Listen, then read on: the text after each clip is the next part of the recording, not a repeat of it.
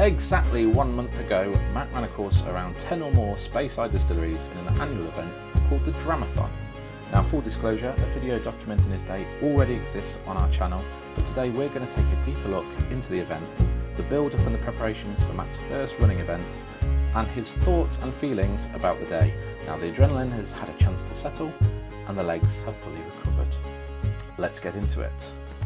Before we start, we're going to hit you with a few quick answer questions. Furthest distance you run prior to Dramathon? 33 kilometres. Fastest 5k during training? Around 27 minutes something. On a scale from slightly tired to my legs are no longer mine, where were you at the finish line? As in like 1 to 10? Yeah. 11. And in 3 words, could you describe your experience? Incredible, beautiful and confusing. So before we go any further, I do want to give a quick shout out and congratulations to some of the comments we had on the last one.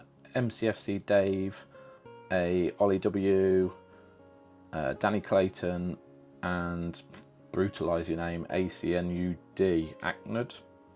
Congrats, also taking part, and thanks for the comments. If you were involved in the Dramathon or thinking about doing it in the future, drop us a comment below. But for now, let's crack open a whiskey and check out your spoils. Indeed. This is the UnChartered Whisky Company's special bottling specific for the Dramathon 2025. It's the first year that they have done their own bottling, and it is an Aultmore 13 year. So we're just going to pour a little dram of this now.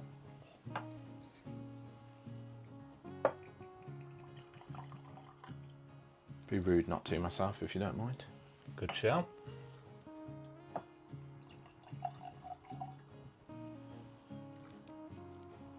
Immediately, there's a very strong sherry smell in the air. But if you want to know our full thoughts on this, stick around to the end of the video and we'll give you the rundown. Slancher. Slancher.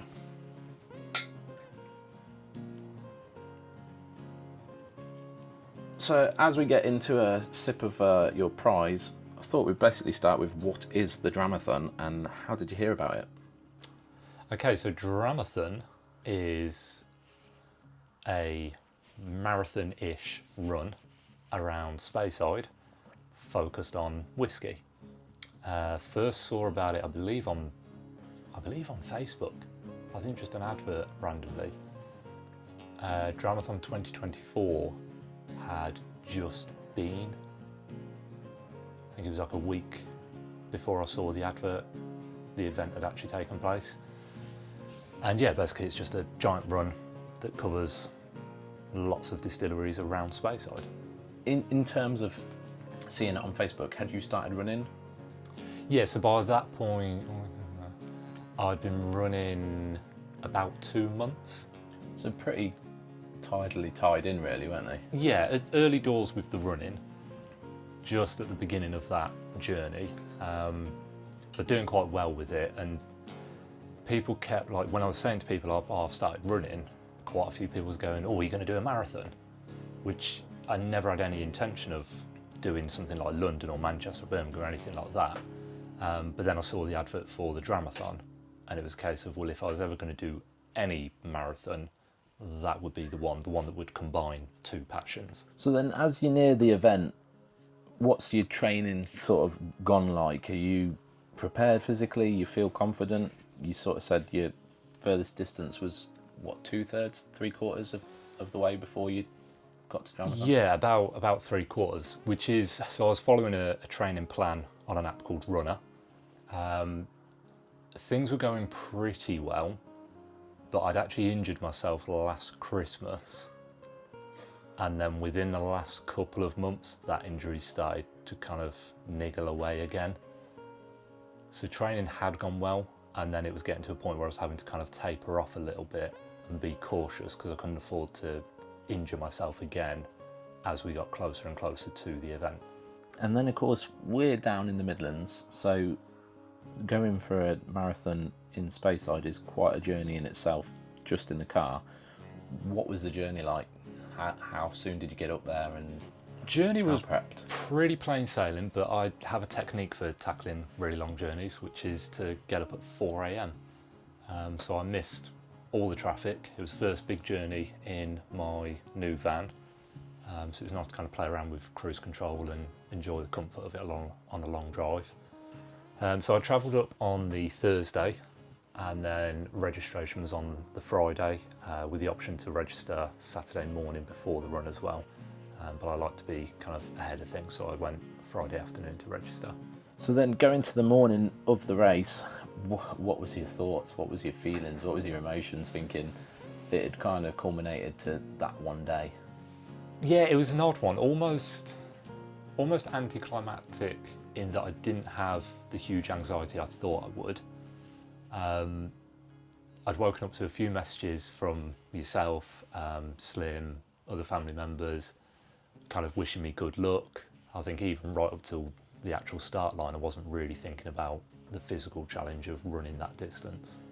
I think we were all pretty good because chaos that family life presents means like none of us could get up there that weekend.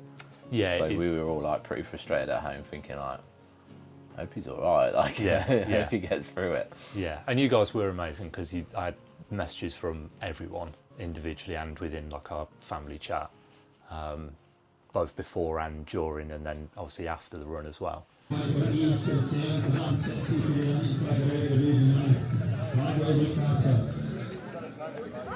very much. So that time now, we've got 8 minutes to go, ladies and gentlemen, boys and girls. Come and tell your faces that you're happy now. I know inside you're smiling, but your face hasn't caught up yet. I want to see smiley faces. Here we are at the start line, Aultmore Distillery. Only a short 42 kilometres to go.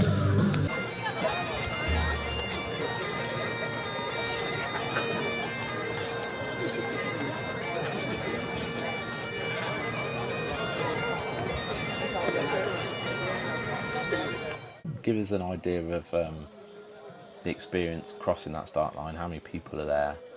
What are the sounds? What are the sights? And what's that first portion of the route? What's that first sort of 1/4 10k of the route Yeah, like? so the first portion for me is probably only the first maybe 1.5 kilometres. As for noise, bagpipes, which was brilliant. That was a brilliant surprise actually.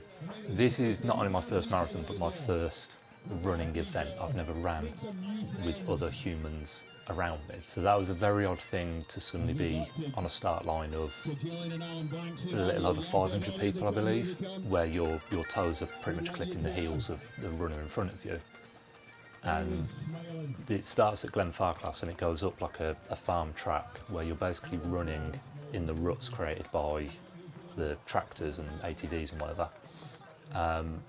Challenging terrain, very hilly, and with so many people around you, it's very difficult to find your own pace. And my watch was just screaming at me that I was going too slow. So the first kilometre was by far the slowest and probably the most challenging in just learning how to actually get around people and get to a section where you had a bit of space and where you're running with the right people that are running at the same sort of pace you want to be at. And then it just kind of goes on. The first 10-15k didn't feel too difficult. Obviously it's all still quite crowded, you're still quite bunched up, so you're very aware that you're running with other people, and then as the day kind of goes on you do space out a little bit more, but you're never really alone when you're out there.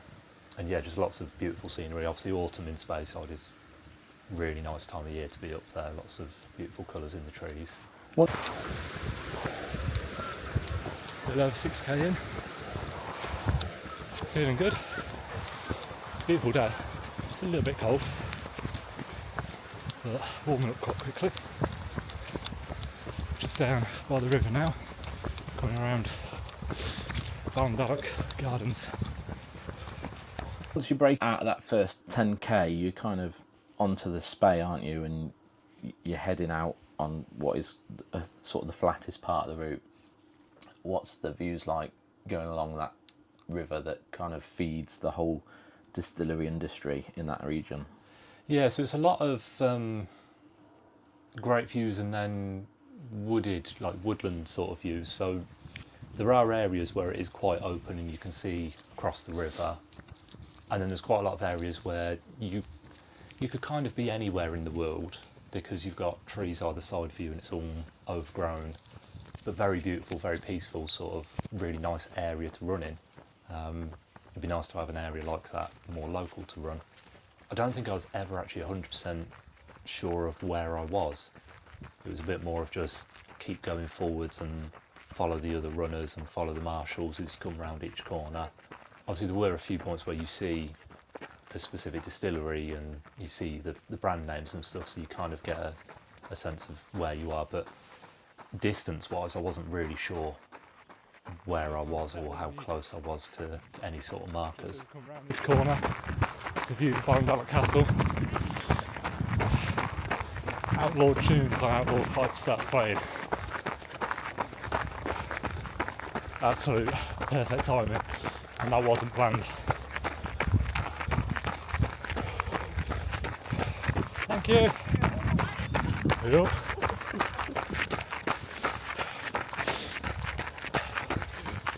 Gotta say a big shout out to all the volunteers that stood at like the junctions and that, cheering you on. Did make a big difference. So I think next year I'd sign up for their job instead of this one. Then going into the second half of the marathon, you kind of break away from the river at Tamdhu, and then uphill towards Cardew. What are they? In fact, what are they all like? I think they're two of the closest ones you come across, aren't they? Other than the finish line, in terms of proximity to distilleries. What are the sights, the sounds, the smells? Tamdhu, I'm not 100% certain. I think you kind of see Tamdhu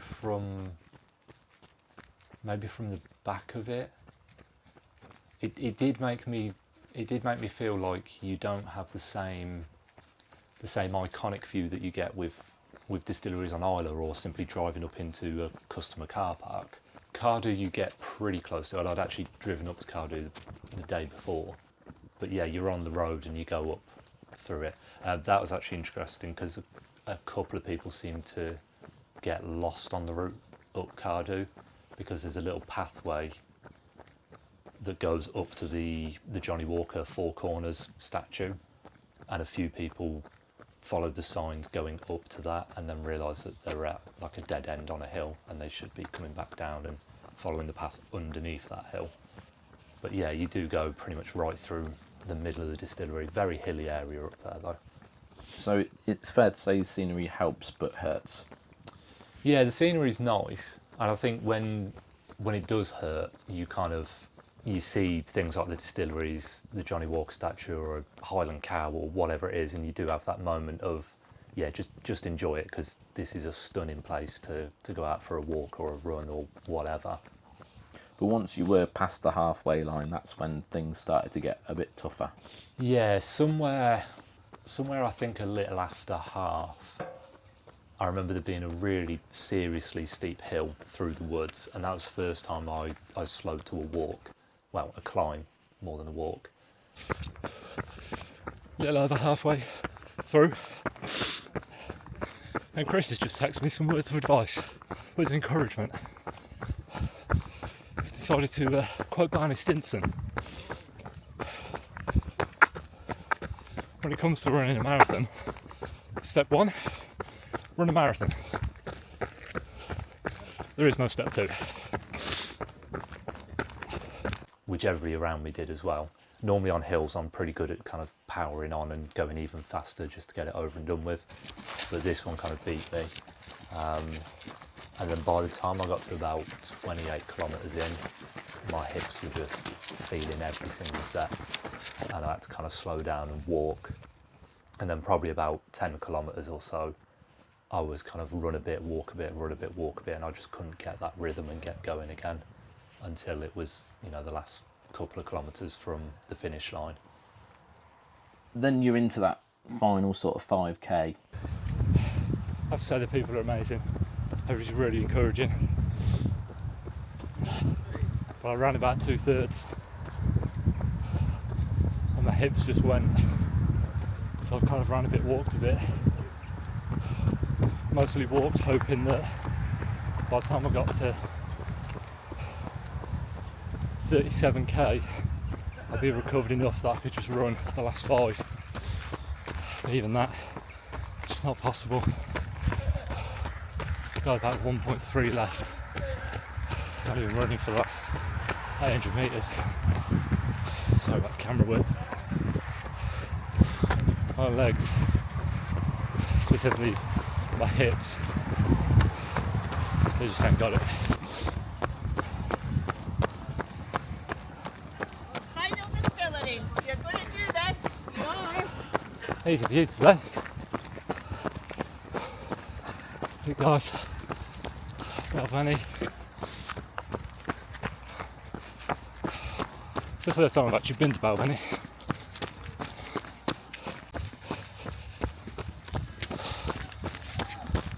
As a welcome site. William Grant and Sons Limited, Balvenie Distillery.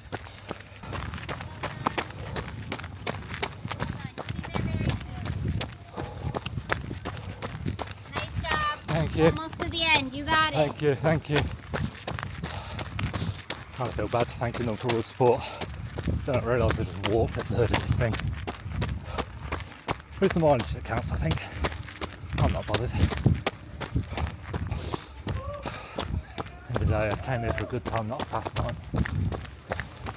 And then, of course, the finish line, Glenfiddich, has got a sort of circularity to it. Yeah, so Glenfiddich for us is the first distillery we ever went and visited over 11 years ago.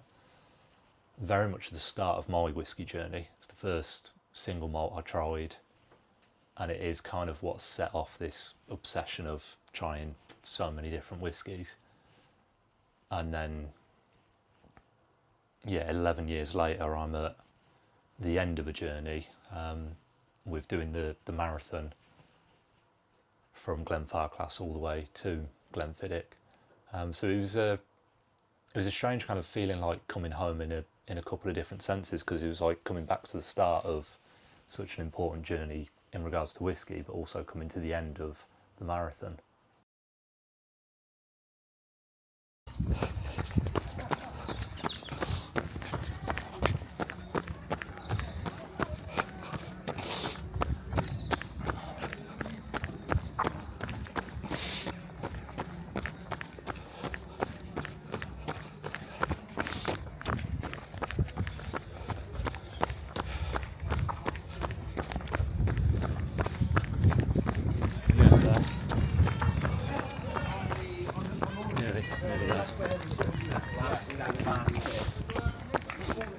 Oh, it will be another fucking hill.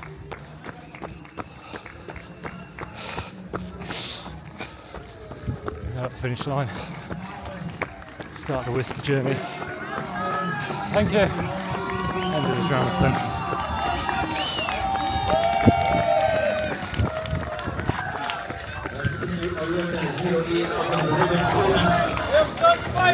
From the Netherlands, number 553, coming in there dressed like the milk tray man, all in black. 533. Let's give him some more well done to Robin. Ziegen from Switzerland. Hold your hand over the bucket. Good lord.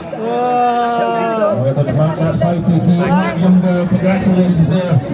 Good job, that man. Well done to Matt Younger.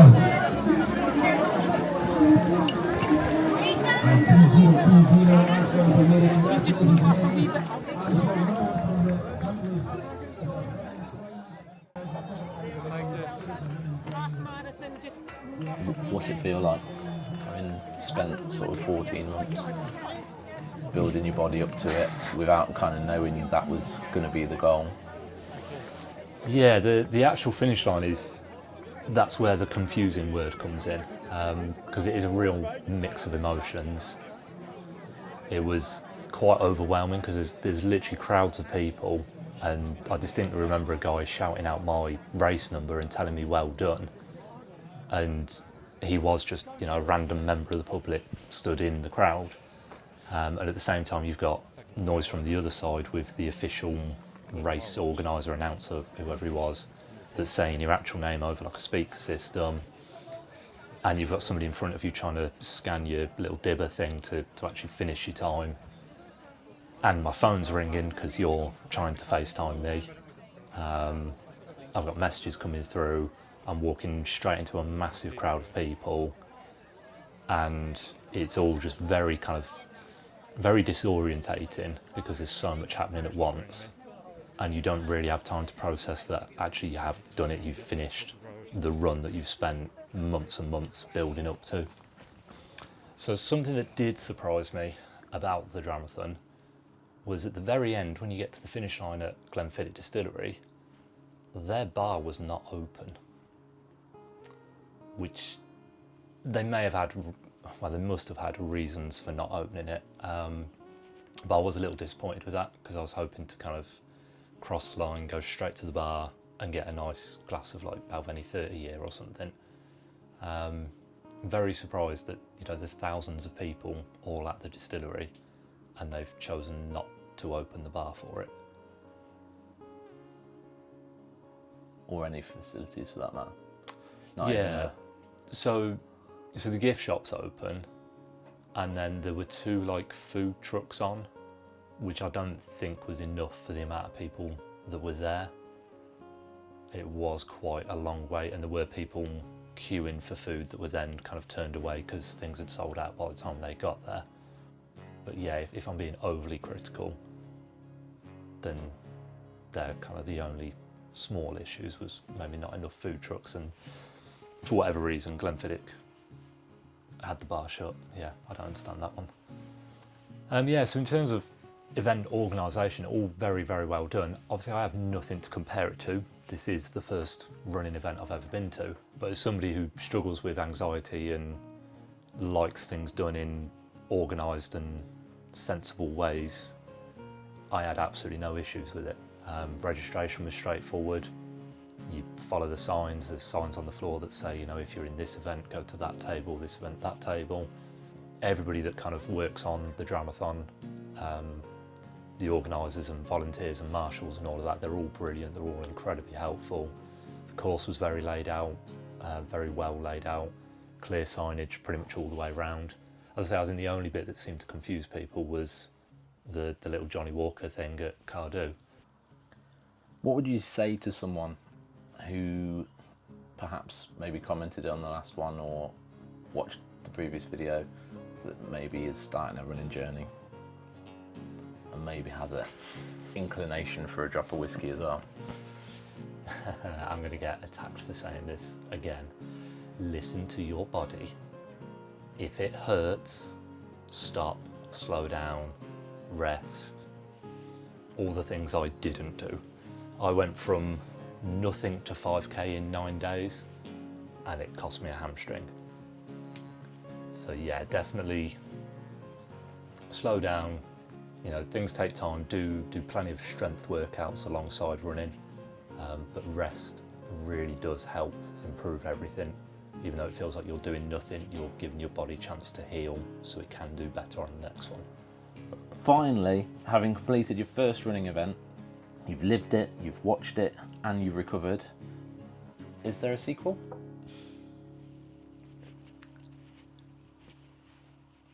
I don't want to say no, but right now I'm not planning on doing a full marathon again. Maybe do a half marathon. I think a half's, for me, a comfortable distance. It's a Sunday morning road, a Sunday morning run. I think the full marathon, just because of the commitment it takes for the amount of training you need to do, I'd rather not have that impact on my lifestyle for a whole year just to be able to do a really long run on one day. But I would probably go to Dramathon again and do either a half or a 10k, because it is a good event and enjoyable, just not a full marathon. So to explain Dramathon in a little bit more detail, there are 4 events happening all at the same time. You have your full, I say full, the full Dram is what they call it. It's 42 kilometres, which is technically 195 metres shy of a full marathon, but whatever. So you've got your full marathon run, you've got a half marathon or a 10k. And then they finally have what they call the wee run or wee dram, whatever it is they call it, which is basically a relay. So you do the full distance, but you split that distance across 4 different people, each one running 10, 11k. So you don't have to be capable of doing a massive run to go and join in that event. You can go and just do a 10k or just do a half, or put a team together and split it across 4 people. That just about rounds up Dramathon chat, but obviously you don't run just for fun, you run for prizes. Yeah, I mean the whole point in running Dramathon at all was not about running, it was about whiskey. So I do believe, depending on the length of the run, depends on what you get in the goodie bag, because I noticed they were colour coded depending on what race you'd done. So in mine there are 1, 2, 3, 4, 5, 6, 7, 8, 9 miniatures from Glenfarclas, Cardew, Monkey Shoulder, Glenfiddich, Balvenie, Glenmoray, Cragmore, and then a society, what are they called? Scotch Malt Whisky Society, one of their single cask space ciders, and there is a little bit of a rogue one which I was very pleased to see. One of my favourites, Ardbeg 10 sneak in there. Ardbeg organised the Isla Half Marathon, so I think they've then jumped in as a sponsor on the Dramathon as well. On top of all the miniatures that you get just for completing the run, you also have the option, if you signed up on the Google form pre-race, a couple of months before the race, to purchase this. So this is from the UnChartered Whisky Company, the first ever Dramathon bottling. It is called Running Up That Hill.